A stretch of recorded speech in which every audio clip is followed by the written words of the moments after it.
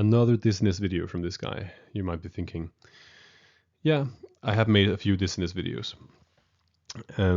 But I don't know why the message is not getting across about especially the HINTS test in all of Scandinavia.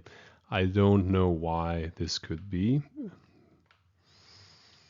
Well, so I've come across that the HINTS test is still being used in a lot of places in a wrong way, and I wanted to try to change that because I feel kind of responsible for for getting that message across, and so this is not a video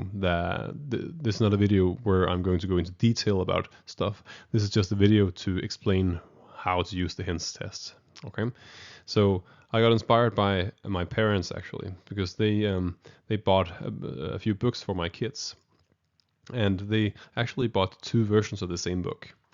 They bought the bigger version about a giant pear, which is always nice, and then they bought a more pixie-like version, a small version for my younger kid, and a bit like that.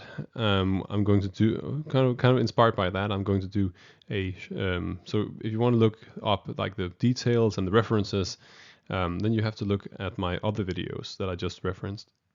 But if you want to get the quick and dirty message, just to go get through clinics, then this is where you have to go. Also, my youngest can drool on this one, so and they can on this one, so that's a good thing as well. All right, so here goes. Here's the lecture. Let's see if we can do it under 15 minutes. HINTS, you're doing it wrong. So, why are we doing HINTS wrong? Well, the main reason is we're using HINTS as a hammer to the undifferentiated dizzy patient, which should be a nail, right?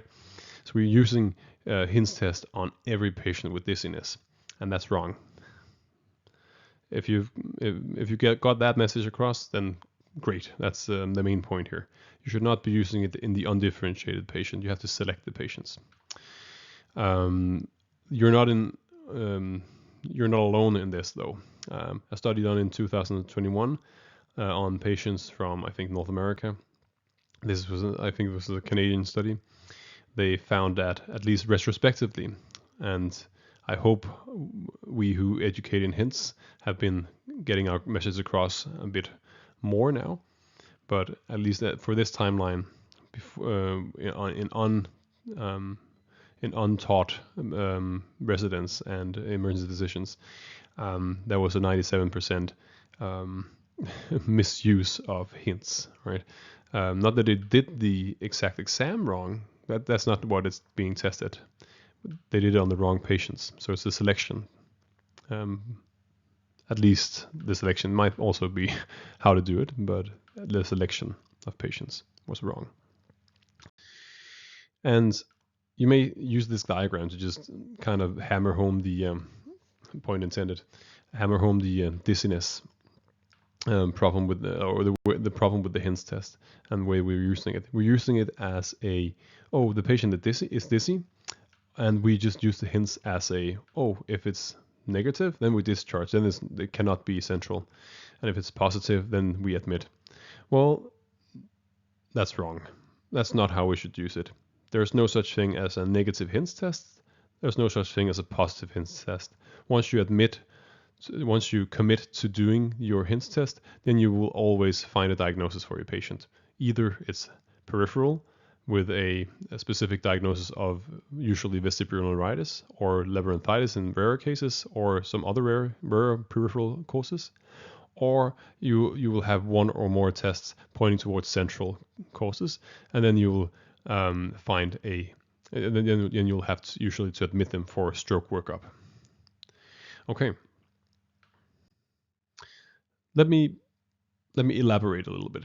So if these are all the undifferentiated patients that we see in the ED with dizziness, or who says something like that they're dizzy, or something that we may think of as dizziness, then this is the amount of patients who needs HINTS, right? It's a small amount who needs HINTS. much bigger amount of these patients, they need the Dix-Hallpike test or the head roll test. Please note that these are not overlapping. In almost all cases, you either commit to doing this kind of test because of the history, or you committed to doing the HINTS test. These usually do not overlap at all. All right, then you have a small amount of these, and that's also a point to get across. The small amount of these are central causes. Not all the patients who needs HINTS have central causes at all, but a small amount of these may, even though they may at a further point need an MRI or a CT. And it's around 10% of these that have stroke. So most of these who will need an MRI are strokes. It might not just be 10%, but 10% or something like that. All right. And the HINTS test should be, but the MRI is not sensitive enough to rule it out. To rule out stroke until after 24 to 48 hours, right? So the HINTS test is the best test according to the studies referenced in my other videos. It's the best test to do within the first 24 hours for these patients, if you select them well, right? All of these patients, no matter what the cause, of course, need compassionate care, competent dizziness workup and care by an emergency physician. Look at my other videos for how to do compassionate care and dizziness if you are interested. All right, so these red ones, these are the ones that we're going to be concentrating on. We would call these monosymptomatic, constant dizziness with spontaneous or gaze-evoked nystagmus. These are the ones that we want to do the HINTS test on. All right, so what does that mean? Monosymptomatic. Well, just in short, this is what we would usually in the emergency medicine literature call AVS, acute vestibular syndrome. Okay. You may see sometimes that acute vestibular syndrome, it can only be called after 24 hours of this, and well, that may very well be true from an ENT standpoint, but in the emergency department, we need a more pragmatic approach to this concept, and so it doesn't have to be 24 hours for us, because we need to diagnose these strokes, right? So monosymptomatic means no neurological deficits, no red flag symptoms, meaning headaches or sudden hearing loss as well, without clear signs of labyrinthitis at least. And then the patient can sit and walk unassisted.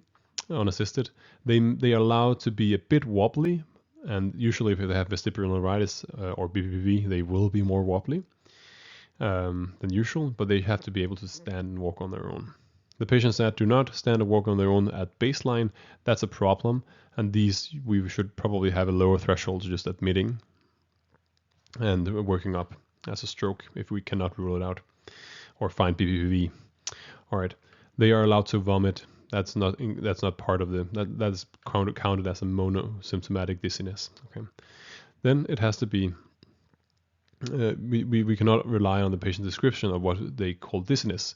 We shouldn't ask, oh, is it a carousel or is it like being on a boat? That doesn't really matter. That doesn't really do anything. That doesn't do much for it, at least. So the paradigm has shifted now. We're using what we call the timers and triggers, where we ask them whether or not it's constant when they're sitting still, and whether or not it's triggered.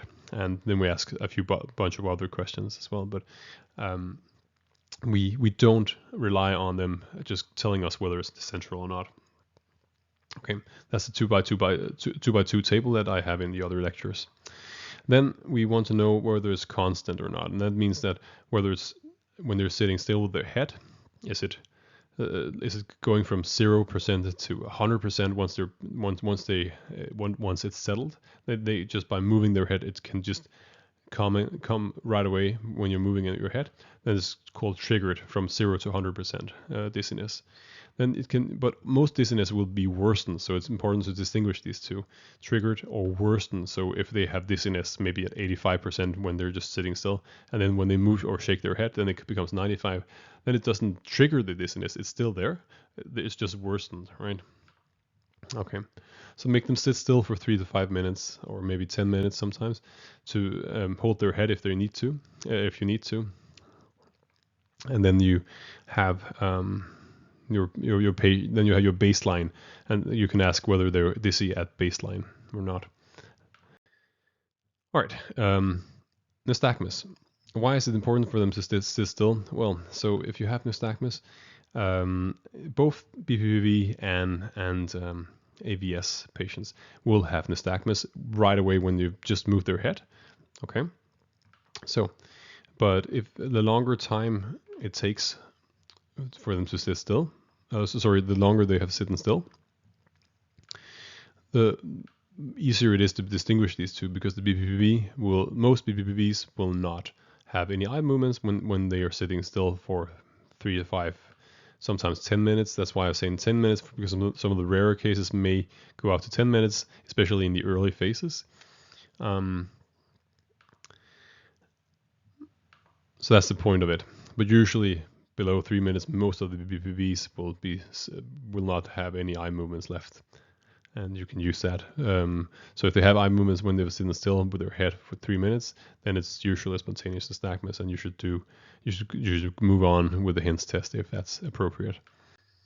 Okay, then the spontaneous part of this. So what is a spontaneous nystagmus? Well, a nystagmus that is present when they're just sitting still and looking straight ahead. Sometimes this is hard to see when they are not, because of the fixation reflex.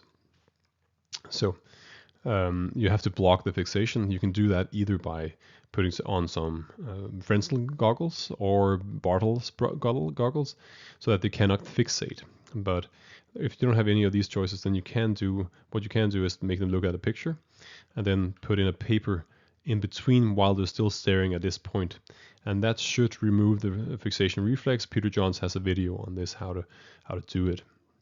Okay, and then this spontaneous nystagmus should appear.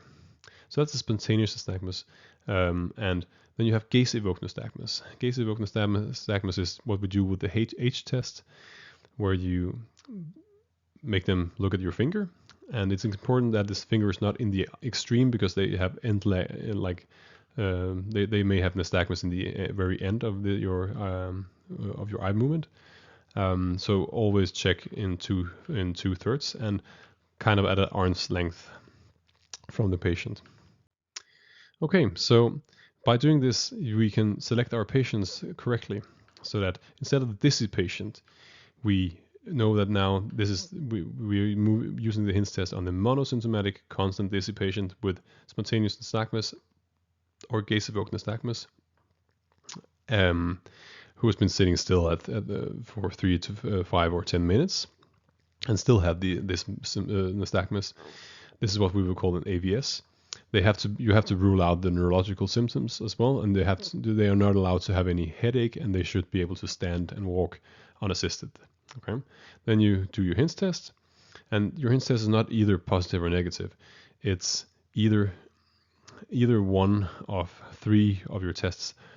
4 if you're doing the HINTS plus test is central, and then you should admit the patient for stroke and stroke workup. Do the CT, load them with antiplatelets, or 3 of 3 are peripheral, like meaning all of them, and then you are going to discharge them with a diagnosis of usually vestibular neuritis if the nystagmus and the HIT test are correlating to each other, meaning that if they have nystagmus to the right, then your HIT test should be positive when you're making them shake turn their heads to the left. They have endolac nystagmus there. Okay. Whether or not they have stroke is always, it could just be you who are not seeing the very subtle positive HIT test, and that's always hard. So I usually tell my patients, if it's only the HIT positive tests, then I will say I cannot rule out stroke. I have to admit you and treat you as a stroke. But if you have neuro deficits, or you have more than just one sign, then I'm saying it's much more likely to be stroke, and then you should tell them that. Okay. there's this point about hearing loss, and if here, that's why I'm not doing the HINTS Plus test here. If you are doing HINTS Plus, then you include the fourth test, which is hearing loss. If you have new onset hearing loss, then it could be an ICA stroke, or it could also be labyrinthiasis. If you have labyrinthiasis, usually you'll have some kind of inflammation, maybe fever, or some other history. If you don't have any of these features, then you should go for the ICA stroke. But there's no guideline for how to determine labyrinthitis from ICA stroke right now, what I know about. So, all right, hang this up on your wall. Here's the Peter Johns algorithm for what I just told you. Here's the reference for that. Please look at his videos as well. And the take-home messages here. So dizziness is much more than just hints. And look at my other videos for the more detailed look and at the more broader dizziness spectrum. Only use hints in the very carefully selected patients. If you don't, then everyone will be central according to this, right? And there's no such thing as a hints negative patient. We should refrain from using that positive negative terminology. We should say central or positive. Because once we go into the HINTS test, we have committed ourselves to describing the patient as either vestibular neuritis, labyrinthitis, or something else like other rarer peripheral causes, or central causes like a stroke.